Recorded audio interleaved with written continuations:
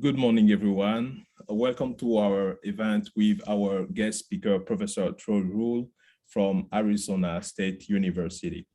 I'm Oben Zaou, and I'm delighted to say a few words about our program, which is funded by the European Commission through the H2020 program and Marie Curie Action. This month, our series will also feature two additional speakers, including on December 8th, Professor Robert Percival from the University of Maryland on democracies and their response to the climate crisis. On December 15th, we'll have Professor Tibisay Morgandi from Queen Mary University of London on energy security in international law. Feel free to visit our website, www.law.uh.edu/INAR-Center, where you'll find the upcoming events in the series, but also you'll access for free our archive with the past recordings in our program.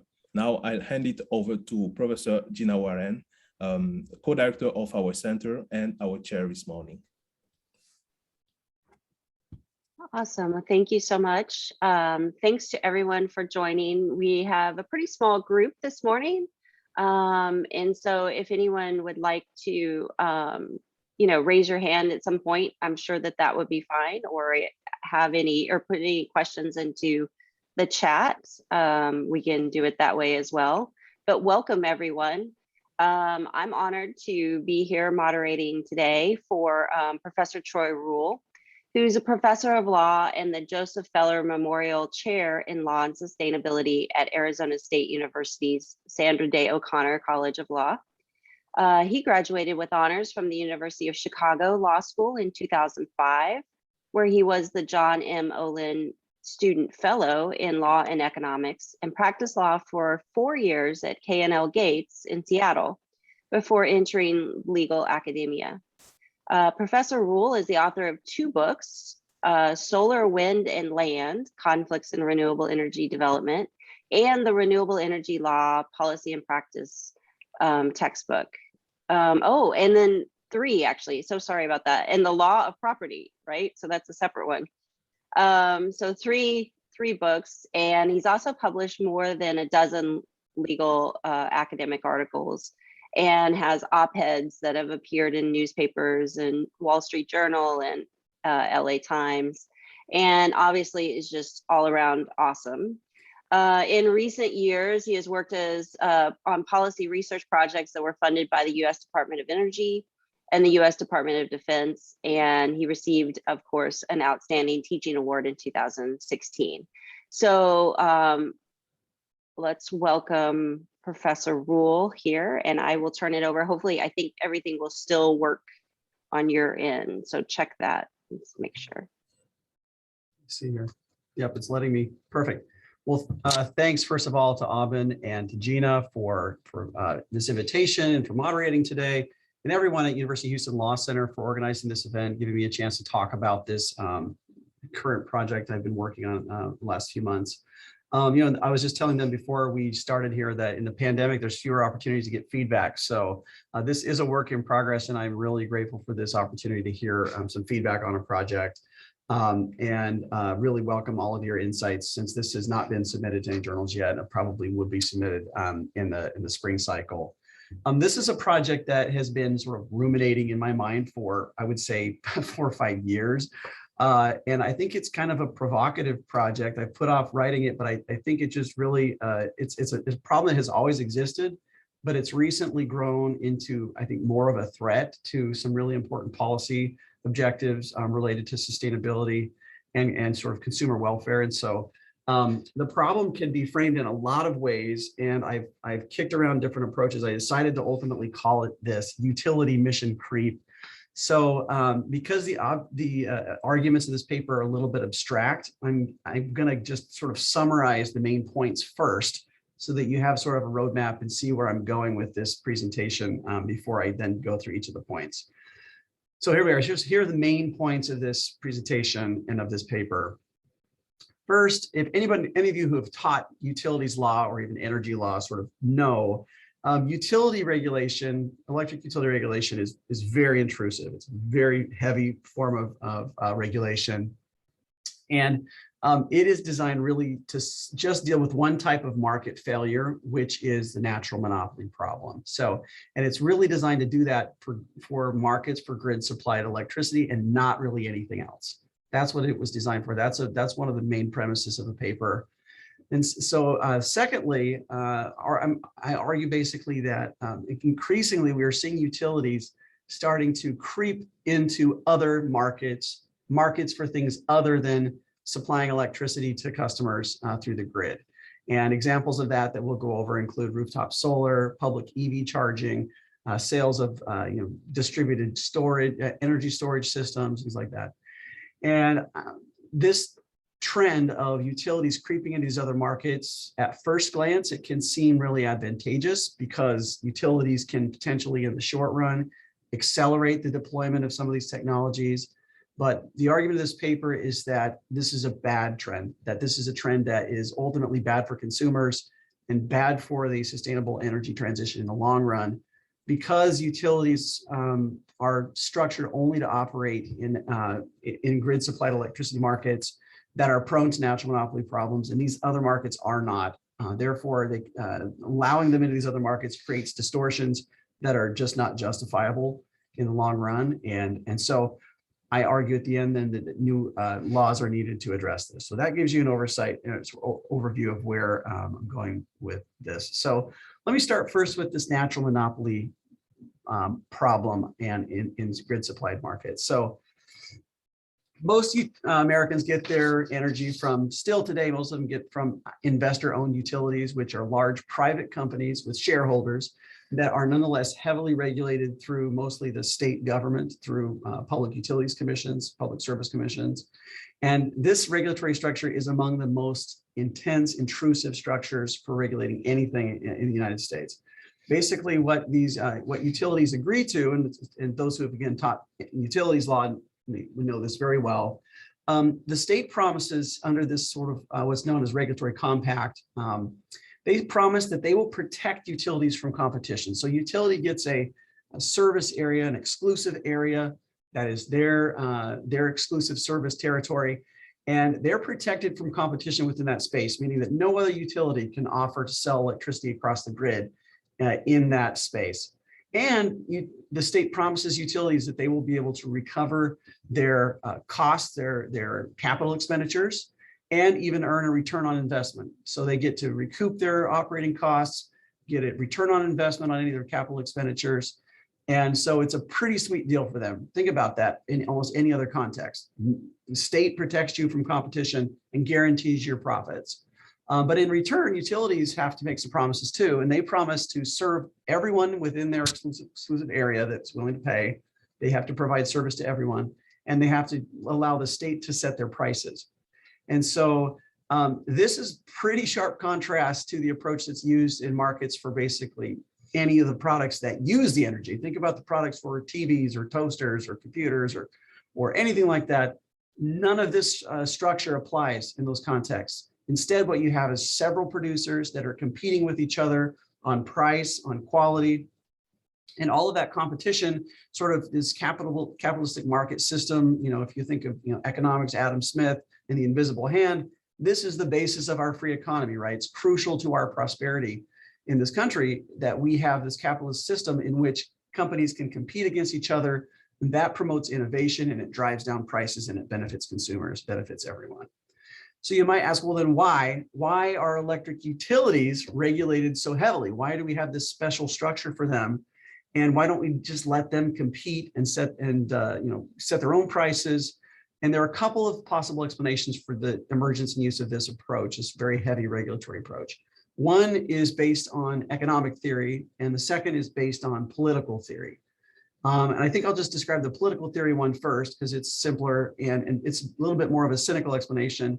So the sort of political economy theory for this type of regulation is, look, early 1900s, there were emerging these private utility companies, And they were increasingly facing competition from municipal utilities. So think of a city who has its own utility.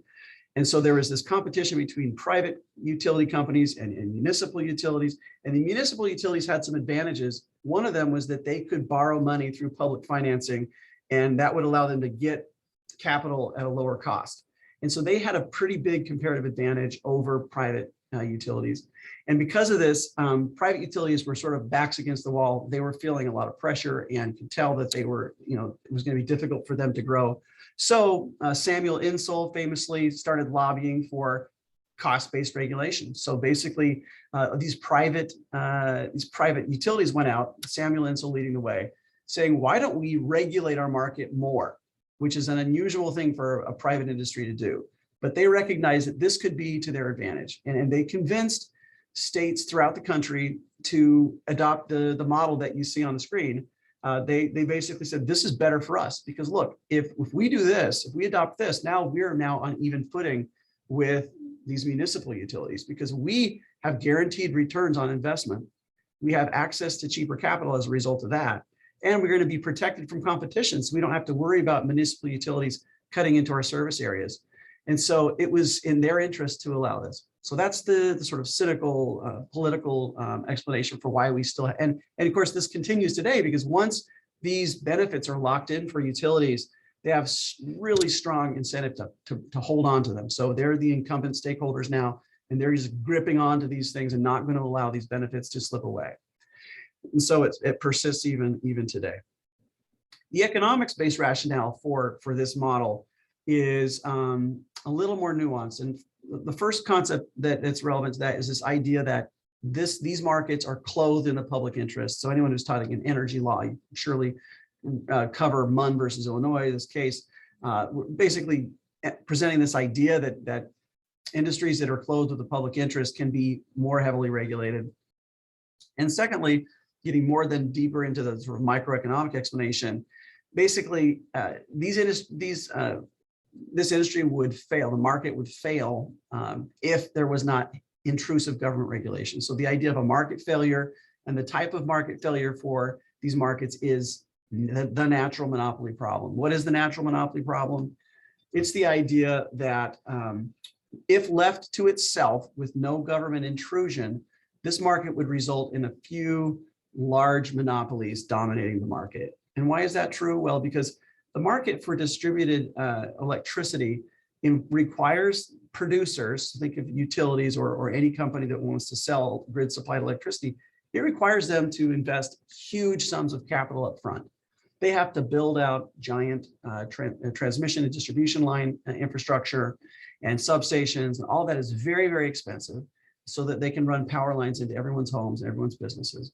Once they've done that, then it's really difficult for anyone to enter into that market and compete because they would be this entrant and they would then have to expend all of that capital just to begin to start competing. So we could talk about declining average total cost curves and other things, and I probably won't get into that at this point, but we could talk about it more in Q&A if people aren't familiar with that idea. But basically, it's really hard for any potential competitors to enter into these markets once a single first mover has established a grid system. And also economies of scale cause for the optimal firm size to be very large. So as a result of this, we tend to just get these de facto monopolies. They just happen because of the practical realities of the nature of these markets. And so if you have a monopoly, then they have incentives to do bad things that are bad for consumers. They will restrict output, and they will drive up prices to increase their profits. How would a utility restrict its output? Well, among other things, it can cherry pick. It can say, well, we're not going to provide power to the most rural areas because we can't make as much money out there. We're just going to focus on providing it in places where we can get the highest profit and highest return. And then some people might be left without electricity. And of course, all of these retail customers are totally captive to the utility. So utility can charge anything it wants and any price, and you have to pay it if you want to have electricity. So recognizing that this market is going to fail on its own without intrusion from the government, that's the sort of justification for this heavy, very distortive regulatory system that is known as cost-based regulation. And that's the sort of economics justification for this. Now, you might say, well, there were utilities that were competing against, or excuse me, there were municipalities that were competing against these private utilities before Samuel Insull got all convinced everyone to go with this model. Maybe we should just go back to that. Well, there are still obviously municipal electric utilities throughout the country. Some people would say, well, they have their own bureaucratic inefficiencies. They have weak economic incentives to innovate. And so they're prone to corruption. That was Insull's argument before. So at least as the argument goes, it makes sense to have investor-owned utilities because they have maybe a little bit more motive to innovate. Whether that's true or not, we'll see. We've seen efforts by some utilities to sort of rebuff efforts at municipalization in the last few years, whether that be Boulder, Colorado, other places. But really, I guess the point of all this is that this model that I was showing here, this regulatory compact model, it really can only be justified on the notion that if we didn't have it, things would be worse. So it's sort of at best a necessary evil to have this intrusive regulatory structure. And at worst, it's just a boondoggle for utilities more than anything else. So either way, it's really only justifiable, if at all, in markets that are prone to natural monopoly problems. Markets where we have these really high upfront capital costs that create high barriers to entry that make it difficult for anyone to compete once the market's established, and therefore create these de facto monopolies. So now turning to this idea of mission creep. Well, one way to sort of get the idea is to just describe this like a prescription drug. So you think about this market has flaws, it has ailments to it. It has sort of a disease, which is that it tends toward these monopolies. So that's the idea is we need some policy prescription to treat that. And the utility regulatory structure is what we've come up with. We basically use the utility regulatory structure and cost-based regulation to treat this specific disease of natural monopoly problems. But there are major adverse side effects to doing it. So there's the distortive impacts of this because there's first of all, really high administrative costs associated with this market. It is prone to capture, meaning that the private utilities can capture the regulators, and that's been very evident last 10 years. And so it's only justifiable, if at all, if the disease exists in the market. So this market has the disease, so maybe its side effects, the benefits outweigh the side effects. Just like you wouldn't take you wouldn't do chemo if you didn't have cancer. You wouldn't want to have this type of regulatory structure unless the market really needed it, unless there really was market failure. So with that idea, let's go ahead and talk about what is the utility's mission. And so basically, what's the prescription for utility regulation and for utilities themselves? If the doctor's writing this out and the drug manufacturer makes this drug, and that the drug is utility regulation, what is it prescribed for and who is it prescribed to? What markets would it be prescribable to? Well, statutory definitions at the state level give us some insight into this. So they define public utilities as, I've given you just a couple of examples of these definitions from a couple of states. In New Jersey, a public utility is defined as, quote, an entity that can own, operate, manage, or control within the state any electricity distribution plant or equipment for public use. In Florida, same type of definition. Obviously, if you're in a restructured state like Texas, you're going to have a narrower definition of public utility. And if you're in a traditional regulatory state, you're going to have a somewhat broader definition. But either way, it's sort of focused on this idea of grid supplied electricity, providing that for a price to markets. So that's the mission. That's the mission that these utilities were created to perform. And so what is mission creep then?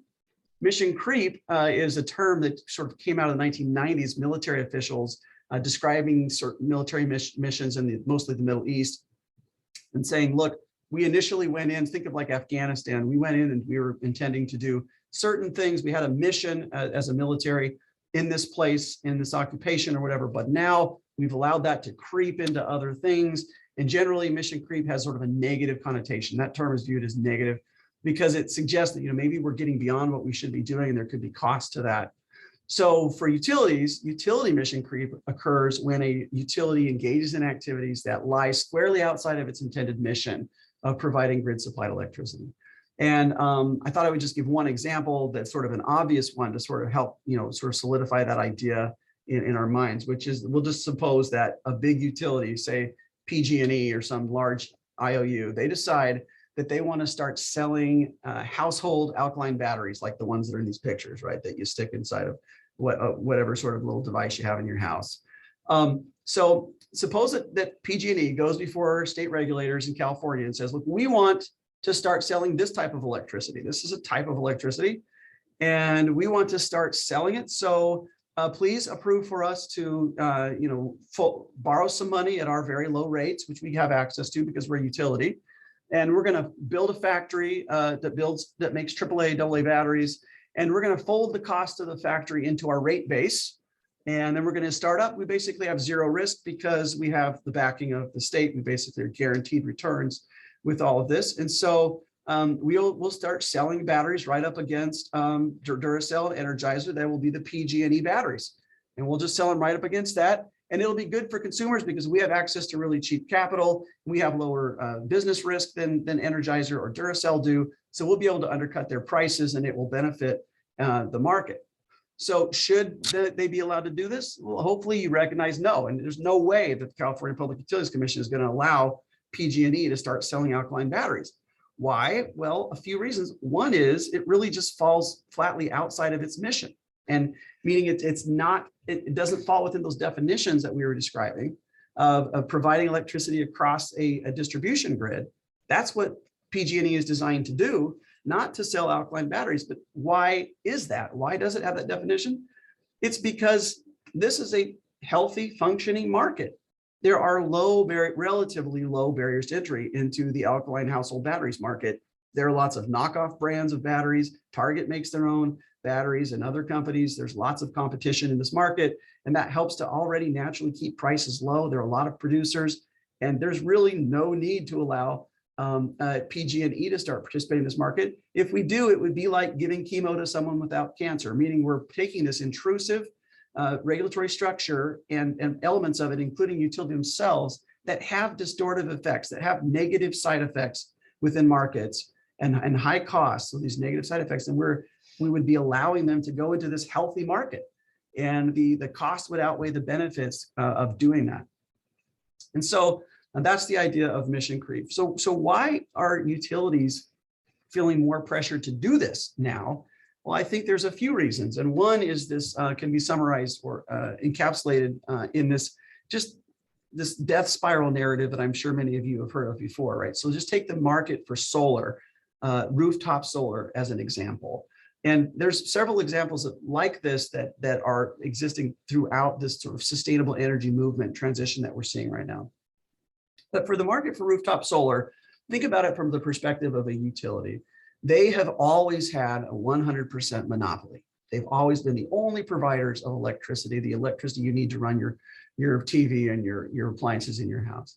And then suddenly they're having these utility regulators say, well, let's help through net metering and renewable portfolio standards. Let's help a competitor come into your market. Let's help Sunrun and Vivint and Tesla Solar. Let's let these companies come in and begin competing with you by selling rooftop solar panels and arrays and putting them on people's roofs and leasing them to people and allowing people to actually save money every month by getting power from their rooftop rather than from you, the utility. And the utilities looking at this and say, well, we don't feel like we're being protected from competition anymore. Utility regulators, you've always protected us from competition. Now you're enabling this new form of competition. And there's a problem with it too, which is that every time someone puts solar on their rooftop and within our service area, we sell fewer kilowatt hours of power. So our total kilowatt hours sold goes down. So the only way for us to get our revenue requirement, meaning the total money that we need to recoup our operating costs and to get a return on investment for our capital costs, only way for us to do that is to raise our electricity rates at the retail level.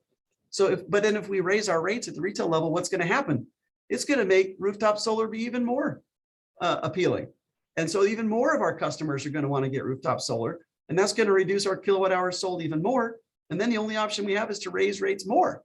So they see this death spiral, they've sort of given this narrative and said, look, this could be an existential threat to us. And so they're feeling this pressure they've never felt before from a disruptive innovation within their market. They've never encountered anything like this before. And the textbook response, if you went to business school, is the way a company should respond to disruptive innovation is to embrace that innovation, right? So think of like, when the iPhone came out, then you had Android phones. When you had AT&T recognizing that everything was going to smartphones, AT&T got into the smartphone business. They didn't just stick with landlines because they recognized if they did, they would become a dodo. They would be outmoded, extinct. Kodak is an example of a failure of this. Kodak didn't recognize soon enough the move toward digital photography, and now Kodak hardly exists, right? Because they failed to do this. So it's natural that these utilities would feel a need to embrace these new technologies. So even the former U.S. Energy Secretary back in 2014, he actually advocated to utilities they should try to do this. He says basically in this meeting at University of Chicago with a bunch of utility executives, his argument was, look, you should just, if you can't beat them, join them. This is coming. People are going to put rooftop solar on their homes. And so if you don't get into this market, then you're going to lose market share. You're going to have smaller profits. And you actually have a lot of advantages that could allow you to dominate these markets. And he was basically telling them that they should try to do that. If you can't beat them, join them. And so we see these utilities looking at reading the tea leaves, seeing where the market is headed and wanting to get involved. And that is pushing them to do these mission creep activities, to begin to encroach into markets that they were really never intended to be in. And there are distortive effects and consequences to them doing that. So let me give some specific examples of utilities doing this type of activity. There's dozens of examples out there, and in the paper I only have a chance to highlight maybe just a few for each type, but there are lots of these. So here in Arizona, APS, Arizona Public Service, a large investor-owned utility here in our state, they introduced this program in 2014 or 15 called the Solar Partner Program. And basically the idea was here, look, they went out and they told their customers, rather than leasing solar panels from Solar City, who's the big leader at the time, or Vivint or Sunrun, these private companies, why don't you lease us your rooftop? Why don't you lease your rooftop to us? And we know that you have figured out, residential homeowners, you could probably save $20 or $30 a month by getting solar right now, because solar in Arizona, where it's so sunny, people were saving money by converting to solar. They said, we know you could probably save some money, but why don't you just do a low risk thing with us? We'll give you a credit of $30 a month, so you don't have to go try to chase a savings through your own solar array. We'll just lease your rooftop from you for $30 a month, and we will put APS owned solar on the roof. And then we'll just feed that power back onto the grid. It will all be our power. We'll get all that electricity.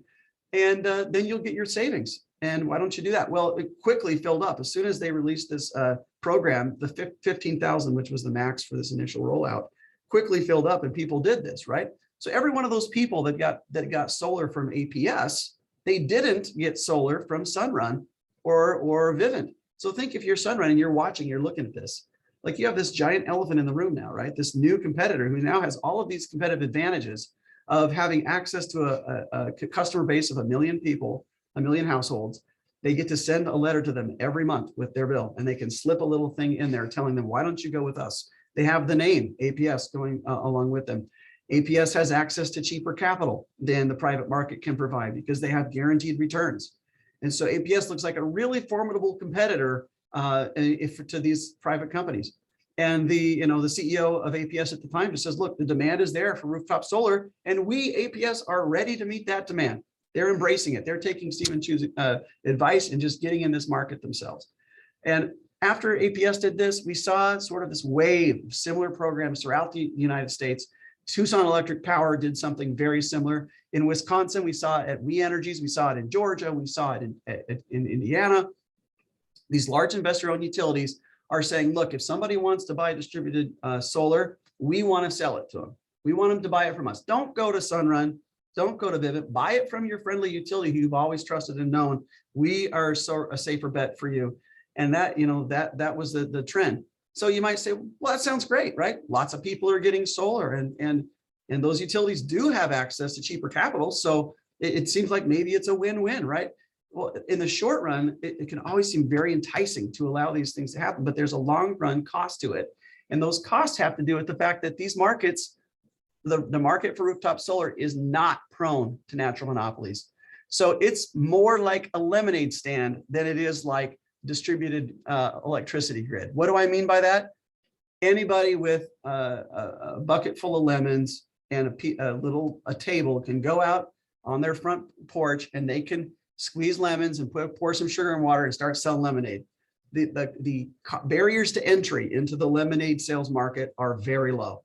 So of course we don't have lemonade regulation, lemonade market regulation, where the government sets the price of lemonade and dictates who can sell lemonade within a certain area. And then you have to come to the regulators and get approved to buy more lemons. We don't have any of that, because we want the invisible hand of capitalist markets to work. And we want that to drive this market. And because of that, you can get cheap lemonade. Go to the store and buy really cheap lemonade, buy 7 different kinds.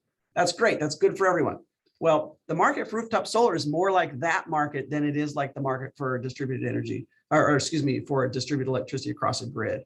What do I mean by that? Well, there are hundreds of solar installers in the United States that are all competing with each other.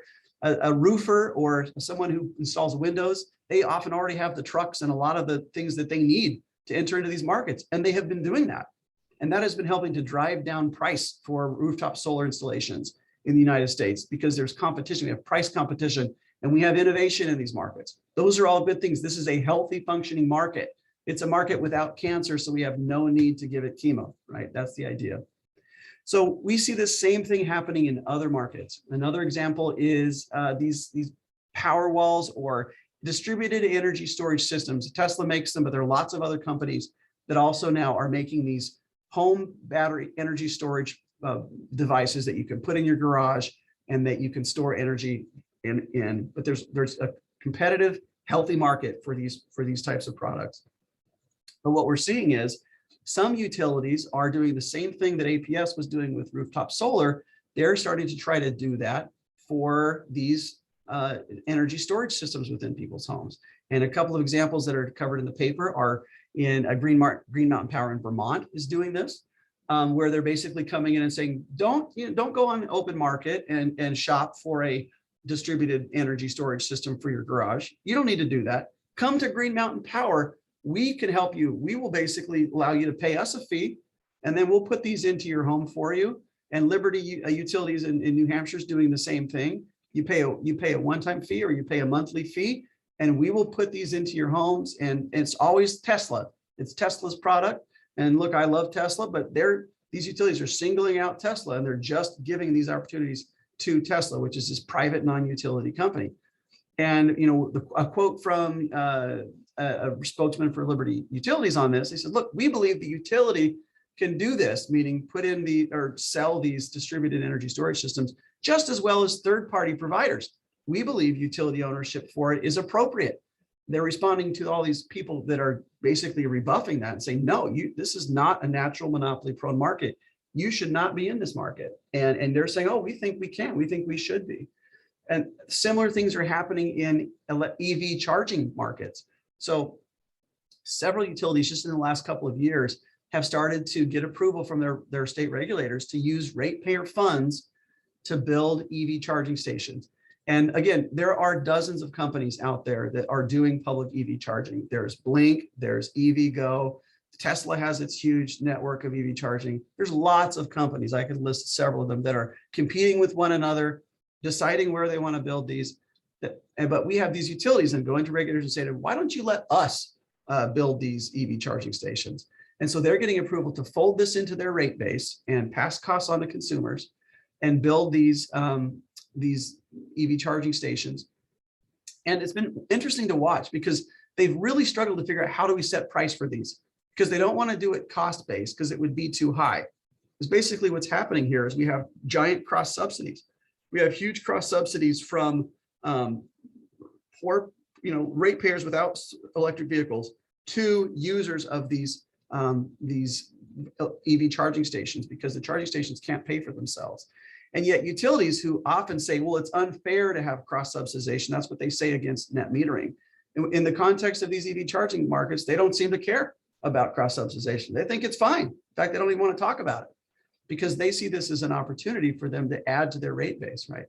So they're doing this and they're building these things and they're like, what should we charge? One utility says, well, maybe we should just make the price equivalent to what it would cost for a gallon of gas. And that's how they're trying to price it. One other one is saying, well, maybe we should just try to find the average at private charging stations and we'll just charge that. Well, the price at private charging stations changes all the time. So that doesn't work very easily. They're all struggling to figure out how do they price this, because it doesn't make any sense, because this is not a natural monopoly prone market. It's a healthy, functioning, growing market. And utilities have no place in this market, as tempting as it seems to say, well, yeah, but utilities have lots of capital and they can build stuff really fast because they have all this access to cheap capital. In the short run, that's tempting. But in the long run, what happens is these private companies that are trying to build out their infrastructure for these EV charging stations, they're building out their stations. They're going to get out of these markets. They're going to be like, we can't win here because we don't have access to cheap capital. We don't have guaranteed return on our investment. And so we're not going to do this. Other utilities, we've seen SDG&E down in San Diego, they got approved to do this, and they had just major cost overruns. They spent more than 80% more than they were supposed to, and leading to a regulators telling them they have to do an investigative audit by a third party because they couldn't do this price effectively because they're a bureaucratic utility. They're not a private company. They should not be engaging in this market, and yet they are. There are even other examples of this, and the article talks about less direct forms of utility mission creep. Two main kinds of those. One is a utility using its status and its privileges as a utility to help a particular non-affiliate that isn't a utility. So in the case of Green Mountain Power, them basically helping Tesla. That's a form of utility mission creep that where they're basically using their advantages to help a private company in a private market. Or two, there are situations where a utility forms a subsidiary that is a non-utility affiliate, and they use their status, the utility uses its status as a utility to help give a competitive advantage to that affiliate. And one example is Duke Energy doing this. They're basically formed this subsidiary, and they're now offering these what they call fleet services, where they're helping to consult companies on going toward EVs. And really, the utility has no business in this type of market. It's not a market that's prone to national monopolies. You don't need to have tons of capital to get into this type of consulting business, but they are doing it. And there's a lot of fear that they could use their connections and their influence as the big utility to basically crowd any other competition out of that emerging market. So why is this a problem? So more specifically, why is utility mission creep potentially a problem? I think there's at least 5 reasons, and I've sort of talked about many of them already. The first is stunted innovation. So if you, if a utility comes in and starts dominating the rooftop solar market and they become the only game in town, then why does that utility have any incentive to really go after innovation? Once they have sort of dominated that market, they have control, and they don't have that incentive to innovate like all of these competing producers used to have in that competitive, healthy market. This will lead to slower long-term market growth, meaning prices don't come down as quickly, quality and efficiency doesn't improve as fast, so you're going to have slower growth. And that also leads to fewer consumer choices. You either get to go with the utility or no one else. People always complain with, like in the cable markets, all you got is Comcast, it's your only choice. So Comcast has no incentive to give good customer service. They can charge what they want.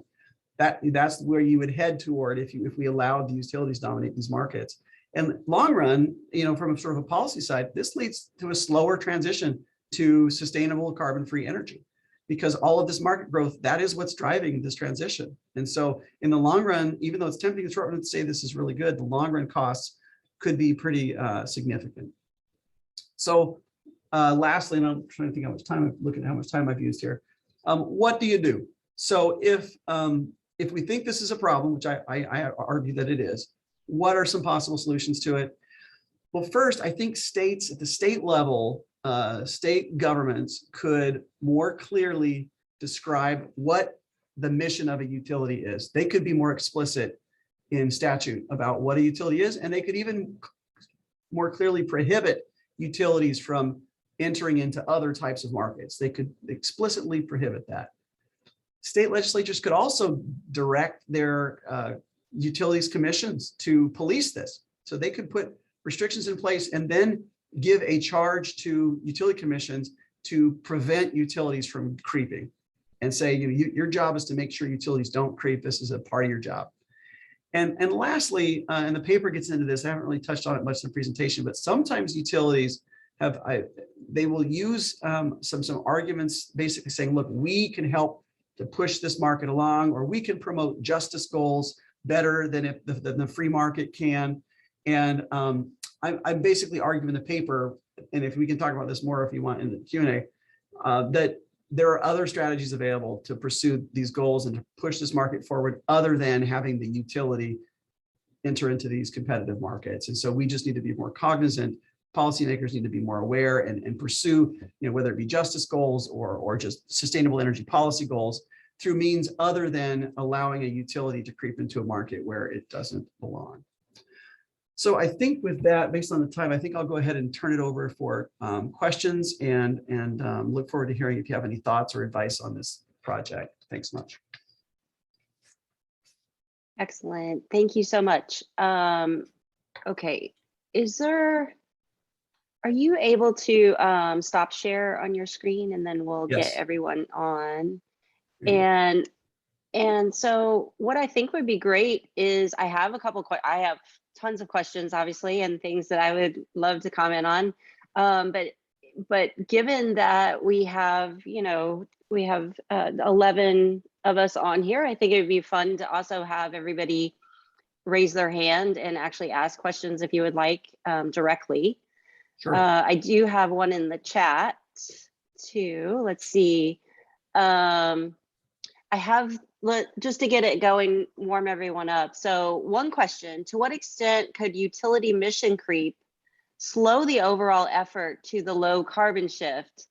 And I actually had that too. And so I'm going to phrase it. Let me just make sure. So I said, I was thinking this as well. So given the climate change dilemma, right, immediate dilemma, could we argue that it doesn't really matter how we get the renewables into the system, we just need to get them in, and maybe this is one of those avenues that we can take advantage of? Yeah, I think that's really the enticement, right? That's the narrative that these utilities want us to buy into, right? They want to say, look, this is urgent. We've got to move toward zero carbon like now. And so if we have this urgency, the best way to do it is to let the utilities do it. That's really their main shtick, like their main argument. Well, just the infrastructure bill that was approved by Biden, by the Congress last month, that came through is $7.5 billion for EV charging infrastructure. So there's that amount of money sitting there. Now we have some choices, right? We could either give that to utilities and have utilities try to build this out. And if they do, then we're going to have all those things. We have market distortions. We're going to stunt innovation. We're going to prevent price competition. So everybody's thinking about, do I buy an EV? Well, if prices don't come down, because think about market for gasoline. What if your utility was the only one that sold gasoline, right? Then they would set the price somehow. And the more ability they have to influence regulators, the higher that price and the higher their return is going to be. And you have one choice where you buy gasoline. Really, gas prices right now, even though they seem high, there's a lot of they are high right now, but there's a lot of competition that keeps those prices down, right? Gas stations don't make a very big margin on gasoline most of the time. And that's good, because Chevron's competing with Shell and they're competing with Exxon. They're all competing with each other. And that's good for all consumers, right? That helps to drive that market. Well, think about 20 years from now, what is it going to look like for EV charging? Are we going to have one provider? Which very well could happen if we let utilities get in. It's a one-way ratchet. Like look at the effort to deregulate electricity markets, right? The economists have been saying since the 60s that we need to deregulate generation, that it would be more efficient to allow generation, to restructure and not have generation be part of the cost-based model. But most states have not been able to crack that nut because these incumbent stakeholder utilities are just holding on to that market. They don't want to give it up. So once we let utilities into rooftop solar, once we let them get a foothold in EV charging, we're not going to get them out of there. Like there's no way they're going to leave that market. And they're just going to, because they have advantages over time, they're going to take over. They're going to dominate. So I think we have to be careful not to get that, allow that sort of myopic view of things to force us into a policy structure that's going to last indefinitely and could really slow long-term. At this point, less than 2 people drive EVs. So this market is embryonic at this point. We need to look long-term, right? We don't want to focus on 2 to 10% and say, well, utilities can get us from 2 to 10% by putting more charging stations out there. We need to think about how we're going to get to 100% as fast as we can. And that is going to be done better through private markets for these non-natural monopoly prone markets than allowing utilities to be involved. That's at least my view. Okay.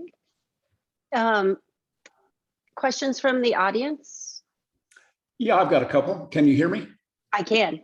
Okay, I'm George Hepburn. I'm a retired utility lawyer, okay, and have been in the business for about 50 years. So I've seen a lot of the history that you're talking about. And a couple of questions or a couple of observations. One, I agree with you on cross-class subsidies or intra-industry subsidies, whether it come through cost of service regulation or not. However, I would also make the observation is that once utilities have stepped out of their space and get into other things, they generally fail at it. They are not particularly good at entering into competitive markets, even with subsidies. Having said that, I'm also a little bit concerned about focusing just on the issues dealing with this narrow kind of mission creep when we've had broad public policies that have created substantial subsidies that have moved either through taxing schemes or through rate regulation or through incentives to expand different kinds of renewable generation that seem to go largely unquestioned when those kinds of things are operating in the market.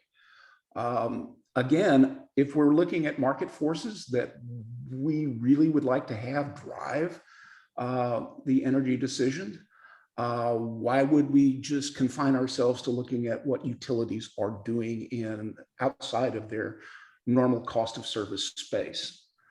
The other observation that I would make is that probably the biggest, or how do I phrase this? The biggest concern that utility executives have had over the years has been reliability. This is kind of their driver in a lot of the decisions that they make. The problem that I've seen over the last 40 years, and particularly since the 1980s, is that those kinds of people have largely been driven out of the business.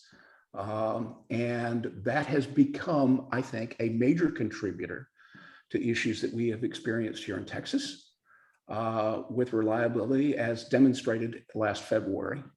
And those are the kinds of things that really those are the things that keep utility executives up at night, worrying about how that's going to happen, particularly when they don't have any control over it. As you know, in the electric business, particularly with an ERCOT, we've had this massive restructuring where the transmission and distribution utilities really don't have their finger on reliability because they're not in the generation business. They're not in the gas supply business. They don't have the vertical integration that other utilities have in other states. So when you start looking at those kinds of things, okay, you really need to be cognizant of the fact that, yeah, restructuring has its issues, and some of them do not become readily apparent until decades after those decisions have been made. The path that we're on in Texas was established in 1999, and it took that long for that fruits of that labor to be recognized. And I think it's a real problem. I'll turn it back over to you. Thank you. Yeah, so thank you. Let me respond to a few of these. So once your first argument was, utilities tend to fail when they creep into non-core markets or non-mission markets. That may be true. There are probably examples. I'm sure there are examples of that where they have attempted to do that and failed. I guess my response would be, I don't know that necessarily justifies allowing them to just enter into markets, though, right? The mere fact that they often fail, I don't think they say, they go before a regulator and say, yeah, we understand this is not within our mission, but we'll probably fail, so let us do it anyway. I don't know that's very super convincing, as sort of a rationale for allowing them to do it, although it might be true, and I'm sure that's happened. On the cross-subsidization point, I didn't get to really emphasize my point there, which is, there's been a whole lot of talk about cross-subsidization as it relates to solar and net metering. That's really been the driver. And throughout the country, we've heard these arguments that, look, rooftop solar policies, mostly net metering, it results in cross-subsidization from people who don't have rooftop solar to those who do. And there's some, there's a lot of dispute as to, how severe that cross-subsidization is, whether it exists at all. Up in Minnesota, they did a study, looking at the cost of solar, and they said actually it's flipped, and actually rooftop solar people are often subsidizing everyone else because their power is worth more. It's closer to on peak, and it's right there. But regardless of that, assuming that there is, let's just assume as a premise that there is cross-subsidization. Notice that the utilities in that context are just harping on that, right? They're like, we have these cross-subsidization problems from rooftop solar. We need to keep things fair. Therefore, we've got to get rid of net metering. We've got to, even the playing field, all this. Well, it's interesting because, first of all, cross-subsidization has existed since the very beginning of cost-based regulation, right? If you live in a rural area that's dozens of miles from the closest substation, and the utility has to run lines out to your rural farm or out to your little rural community, and then you pay the same exact rate as the person in suburbia who lives right next to the substation, you pay the exact same per kilowatt hour volumetric rate, then you're being, the people that are in the city are heavily cross-subsidizing the people out on the farm. And that's happened since the very beginning. And so utilities never complained about that. So that's the first point. Second point, now we see cross-subsidization, for instance, in these EV charging markets. You have these utilities coming in saying, let us fold into our rate base all of these EV charging stations, and then these can't pay for themselves. So we're going to have to borrow money from all of these ratepayers essentially, and we're going to ask our ratepayers, 98% of whom don't have EVs, we're going to ask them to cross-subsidize.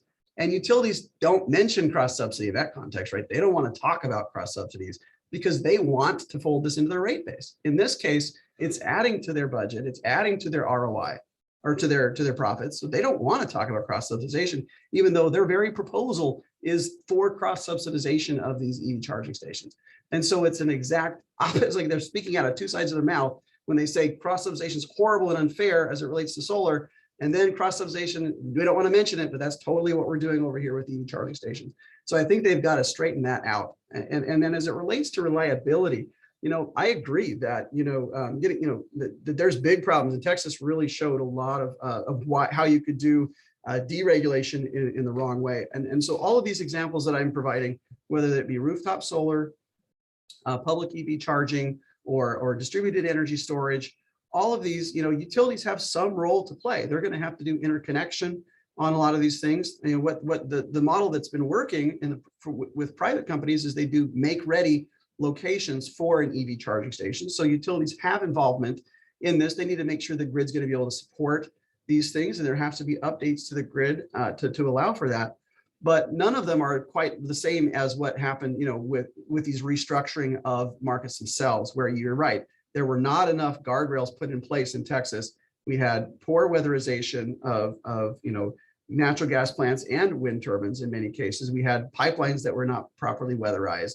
We didn't have guardrails on the price of power, which caused some people to have astronomically high power prices. We didn't have any of those guardrails in place. It was sort of laissez-faire, and that came back to just horribly bite, Texas in a lot of ways. And so there's lessons that need to be learned from that. I don't think any of those types of consequences, though, are really at big risk with allowing these markets that are healthy functioning markets for things like putting solar on someone's roof or selling them batteries for their garage. Those types of markets are allowing them to function in a private way as they have begun to do and as they really should do. I don't see that causing the types of reliability, wide scale reliability problems the same that are on the scale as what we've seen in Texas. That would be my response. Great. Okay, so I was thinking about this as I read your paper and as you were presenting, and I think that it's really tough to draw this line of the mission creep and try to figure out where that line might be. And one of the things that occurred to me is that, utilities are defined as electric distribution companies, right? And I'm trying to wrap my head around the argument that distributed generation is not generation that would be included, right? So it almost feels like the argument you're wanting to make is that, or are making, is that it, as long as you're staying centralized utility, then you're in your space. But once you get distributed, then you're not.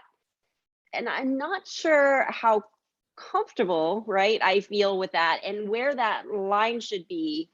And so that's kind of one thought. And then I just want to add one more, is that the energy storage stuff, right? So utilities are now being required in many jurisdictions to have energy storage. And so one great way of doing that is utilizing rooftop solar for this. And it's actually being encouraged in a lot of states, California in particular, right?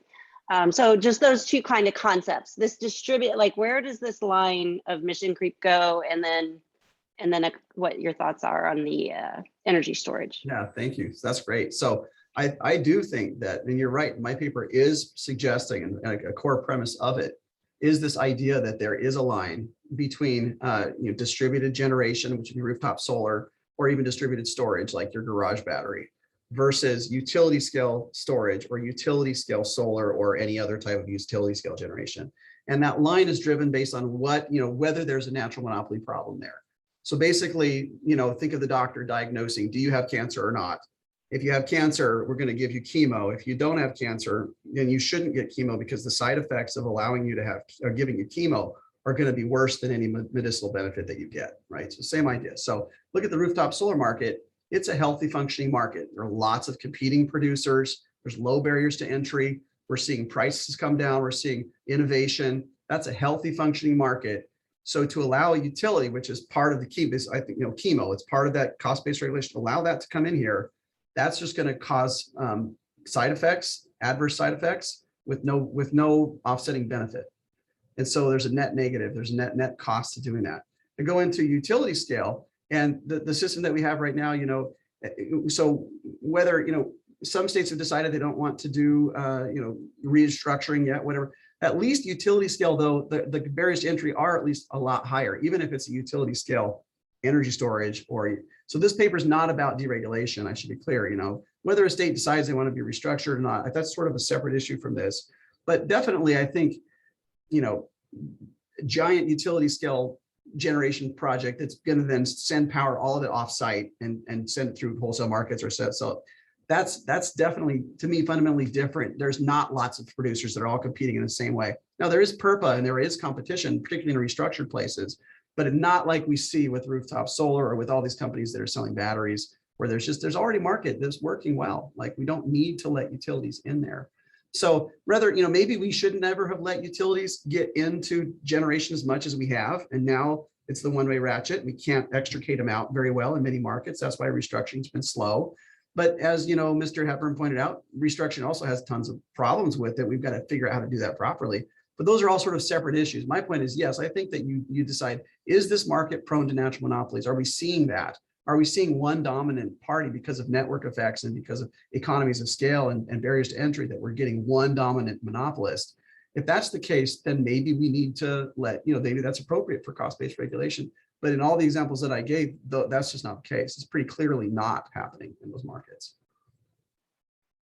All right, well, we literally just hit 10 o'clock. I do have one thing to add, which could be fun for just as a footnote. So in Texas, before 2019, lemonade stands were actually highly regulated and required a permit of $150 before you could sell lemonade, even if you were a kid. So it could be fun for a footnote in your cool. Lemonade analysis. But anyway, no longer a requirement to get a permit in Texas to sell lemonade from a lemonade stand. So that we're glad for that. But thank you so much. Thank you so much for a great conversation and a great project. It was fantastic to hear about it. I have some comments in the chat that I will make sure that you get. And then I also have a few more things that I'll send your way as well. But thank you so much for presenting with us today. Thank you. Thanks to everybody who gave comments as well. Appreciate it.